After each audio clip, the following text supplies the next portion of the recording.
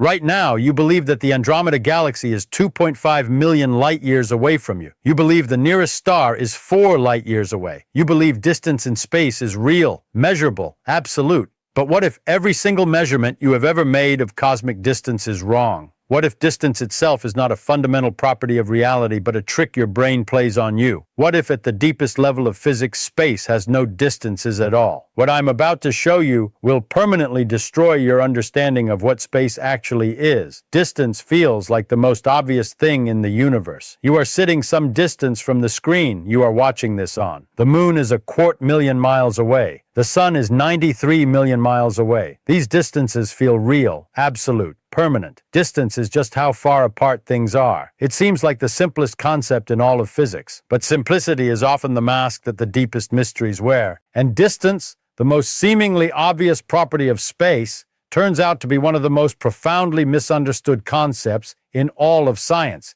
Distance in space is not what you think it is. It is not fundamental. It is not absolute. It is not even real in the way your intuition tells you it is. And the journey to understanding why will take you through quantum mechanics, general relativity, holography, and the very foundations of what space itself actually is. Let me start with something you might think you already know: the speed of light and what it tells us about distance. When astronomers say the Andromeda Galaxy is 2.5 million light-years away, they are making a statement that sounds like a distance measurement but is actually a time measurement. A light-year is the distance light travels in 1 year. So saying something is 2.5 million light-years away means light takes 2.5 million years to travel from there to here. But here is the problem. You are not measuring where Andromeda is right now. You are measuring where it was 2.5 million years ago when that light was emitted. By the time the light reaches your telescope, Andromeda has moved. It has been moving for 2.5 million years. The distance you measure is the distance to a ghost, to where Andromeda was millions of years in the past, not where it actually is at this moment. And due to the expansion of the universe, the actual current distance to Andromeda is different from the distance the light traveled to reach you. Space expanded during the 2.5 million years the light was traveling, so the distance the light traveled is not the same as the current distance between you and Andromeda. Every cosmological distance measurement conflates at least 3 different distance concepts: the distance light traveled, the distance at the time of emission, and the current distance accounting for expansion. These are all different numbers. Which one is the real distance? The answer is that none of them is more real than the others. They are all valid measures of separation depending on what question you're asking and what reference frame you're using. There is no single fact of the matter about how far away a distant galaxy is. Right now, distance at cosmological scales is observer-dependent and definition-dependent. It is not an absolute fact about reality, but this is just the beginning. Special relativity goes much further in destroying the absoluteness of distance. Einstein showed in 1905 that distance is relative, not approximately relative or kind of relative, absolutely fundamentally mathematically relative in a way that depends on how fast you are moving. Here is the core result. A ruler moving past you at high speed is shorter than an identical ruler at rest, not because the ruler is physically compressed, not because something is pushing on it,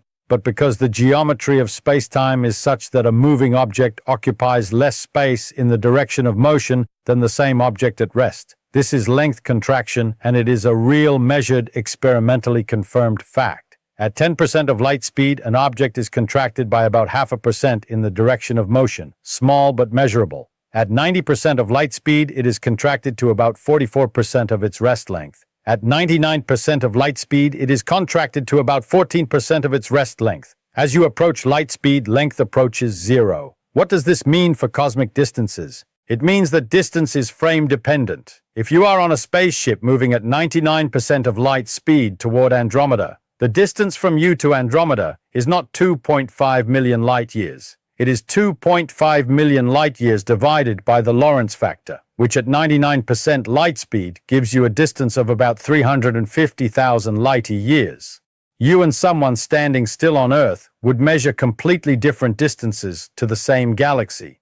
Both measurements are correct in their respective reference frames. There is no absolute distance. At the speed of light, the contracted distance would be 0. From a photon's perspective, if it had a perspective, which we established in a previous video, it does not. The distance from its source to its destination is exactly zero. Every cosmic distance is zero for a photon. The entire observable universe has zero size from the reference frame of light itself. So distance in space is already not absolute. It depends on your speed, it depends on your reference frame. Different observers measure different distances between the same 2 points, and all their measurements are equally valid. There is no fact of the matter about the true distance between 2 points in space independent of who is measuring it and how they are moving. But even this is not the deepest level at which distance breaks down. General relativity goes further. In general relativity, space itself is curved. Mass and energy warp the geometry of space-time. Near a massive object, space is curved significantly. This means that the distance between 2 points is not determined by some fixed background geometry. It is determined by the distribution of matter and energy between and around those points. Near a black hole, space is so curved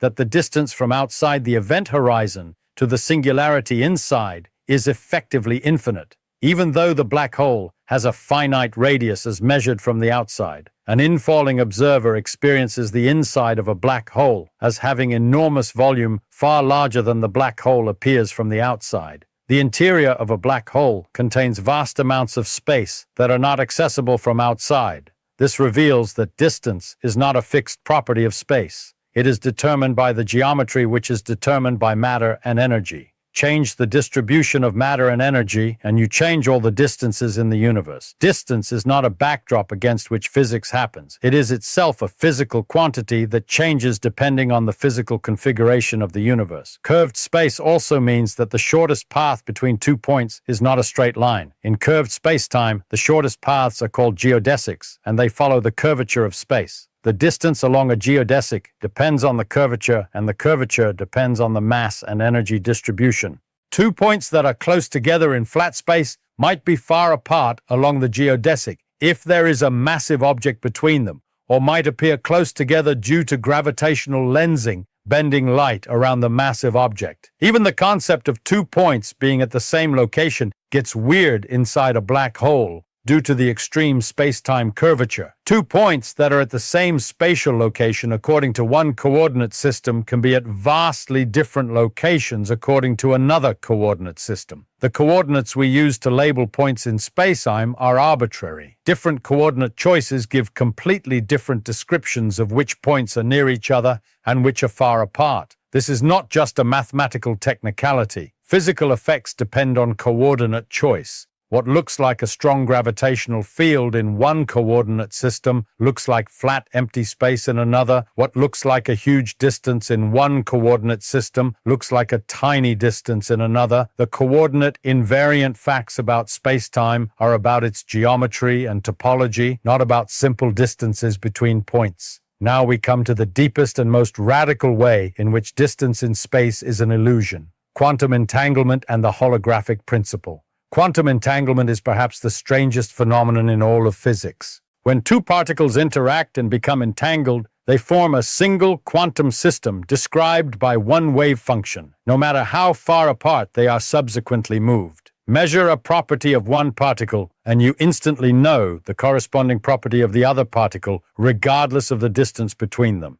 Einstein called this spooky action at a distance and spent years trying to prove it was impossible. He was wrong. We have confirmed entanglement in thousands of experiments. Two entangled particles can be on opposite sides of the observable universe and they remain one quantum system. Spatial separation does not break entanglement. Distance does not weaken it. Two entangled particles that are billions of light years apart are quantum mechanically closer to each other than two unentangled particles that are touching. This reveals something profound. Quantum mechanical proximity and spatial proximity are completely different things. Two particles can be spatially distant but quantum mechanically connected. Two particles can be spatially adjacent but quantum mechanically independent. Spatial distance does not capture what is actually happening at the level of quantum reality. Physicist Juan Maldacena made one of the most revolutionary discoveries in the history of theoretical physics in 1997. He discovered a precise mathematical equivalence called the ADS-CFT correspondence between a theory of gravity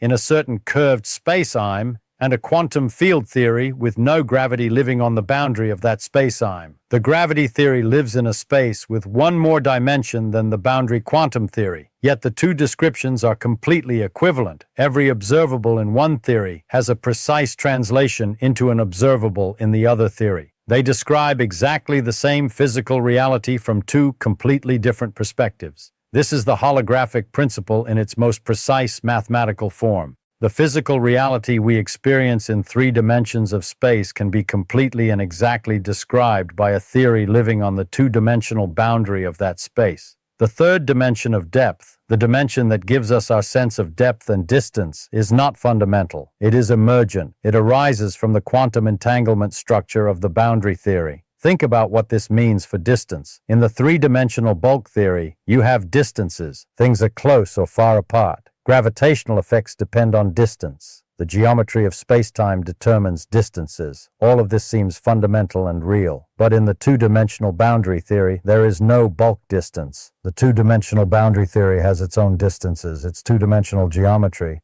But the 3-dimensional depth, the distance into the bulk, is not a geometric distance in the boundary theory. It corresponds to something completely different. Specifically, it corresponds to the energy scale of the boundary theory. High-energy processes in the boundary theory correspond to small distances from the boundary and the bulk. Low-energy processes correspond to large distances from the boundary. What we perceive as distance in the 3rd dimension of space is actually energy scale. In the underlying quantum theory, distance is not fundamental. It is a way of describing quantum mechanical relationships between degrees of freedom at different energy scales. Depth in space is an emergent property that arises from the structure of quantum entanglement in the boundary theory. This is not an approximation or an analogy. This is an exact mathematical equivalence proven to extraordinary precision. Space, specifically the radial distance dimension in the holographic picture, is literally emergent from quantum entanglement. Recent work by physicists Mark van Ramsden, Brian Swingle, and others has made this connection even more explicit. They have shown that the geometry of spacetime, including all its distances and curvatures, is determined by the entanglement structure of the underlying quantum fields. Specifically,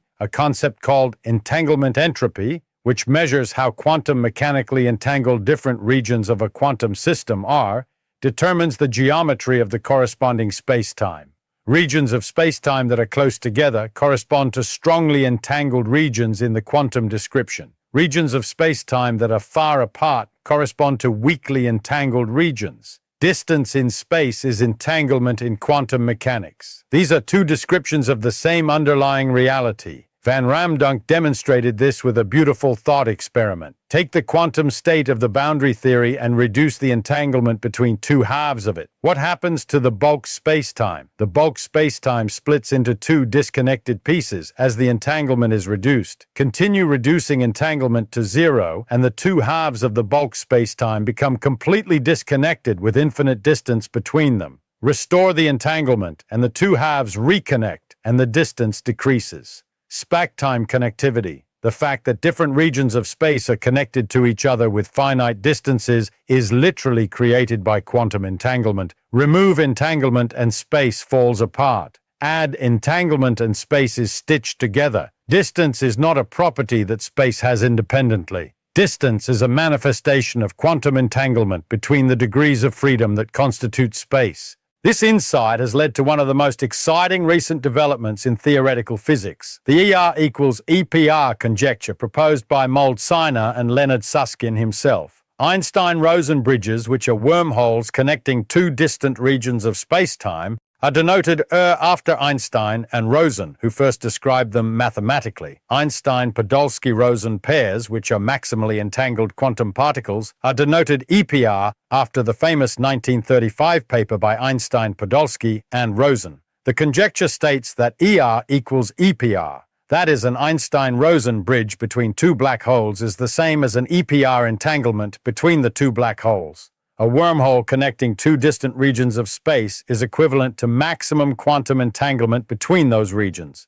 The geometric connection through a wormhole and the quantum mechanical connection through entanglement are the same thing described in 2 different languages. What does this mean? It means that entangled particles are connected by a kind of quantum wormhole, a geometric bridge through space-time created by their entanglement. Two particles that appear to be spatially distant from each other because you cannot see the quantum bridge between them are actually geometrically connected through that bridge. The distance between them is an illusion created by looking at the wrong level of description. Our ordinary notion of distance, the distance you measure with a ruler or a laser rangefinder, is the large-scale emergent description underneath it. At the quantum level, the real structure is entanglement. Two entangled particles are not distant from each other in any fundamental sense. They are connected. Distance is a macroscopic illusion that arises when you average over quantum details. Loop quantum gravity offers yet another perspective on why distance is not fundamental. In loop quantum gravity, space-time is not smooth and continuous at small scales.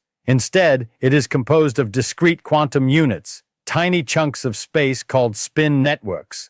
The nodes of a spin network represent quanta of volume. The links between nodes represent quanta of area. Distances in loop quantum gravity are not continuous quantities. They are discrete quantized coming in minimum units related to the Planck length, which is about 10 to the 35s. At scales below the Planck length, the concept of distance becomes meaningless, not just unmeasurable, meaningless. There is no physical fact about whether two things are separated by less than a Planck length because spatial separation below this scale is not a meaningful concept. Space is not infinitely divisible. It has a smallest unit, and below that unit, the very idea of distance breaks down. This means that our smooth, continuous space with its infinite precision distances is an approximation. It works extremely well at scales much larger than the Planck length, but it is not the fundamental reality. Fundamental reality is a discrete quantum network where classical distance emerges as a large-scale statistical property of the network. The way temperature emerges from the average motion of molecules, even though individual molecules do not have a temperature. Distance in space is therefore doubly illusory. At the quantum gravity scale, space is discrete and distance loses its classical meaning entirely. At larger scales, distance emerges as an approximate description of the underlying quantum network structure. But this emergence means distance is not fundamental. It is derived. The implications of all this are staggering. Two galaxies that appear separated by millions of light years might be connected by quantum entanglement in ways that make that spatial distance physically irrelevant for quantum processes. The apparently vast distances between stars might be at the quantum level descriptions of entanglement structures rather than fundamental gaps in space. The universe that appears to stretch across billions of light years might be at the deepest level a quantum system where what matters is not spatial geometry but quantum connectivity. This does not mean you can instantly teleport across the galaxy by exploiting quantum entanglement. Entanglement does not allow faster than light communication or transport of matter. The quantum connection between entangled particles does not create a traversable tunnel for information or energy. The distance is illusory at the fundamental level, but the constraints on what can physically happen between distant regions remain in place. You cannot exploit the underlying quantum connectivity to violate causality, but it does mean that our entire picture of the cosmos as a vast empty space with things scattered across it at enormous distances is fundamentally misleading. The universe is not primarily a spatial structure. It is primarily a quantum structure. The spatial distances we observe are a macroscopic emergent description of the quantum entanglement architecture of reality. Think about what this means for how you see the night sky. When you look up and see the Milky Way stretching across the darkness with stars at distances of hundreds and thousands of light years, you are not seeing fundamental spatial separations. You are seeing the large-scale average of a quantum entanglement network. The apparent distances are real as macroscopic descriptions, but they are not the bottom level of reality. When you look at the Andromeda Galaxy and think about the 2.5 million light-year gap between us and it, remember that this distance is frame-dependent, observer-dependent, definition-dependent, and ultimately emergent from quantum entanglement structures that do not themselves speak the language of spatial distance.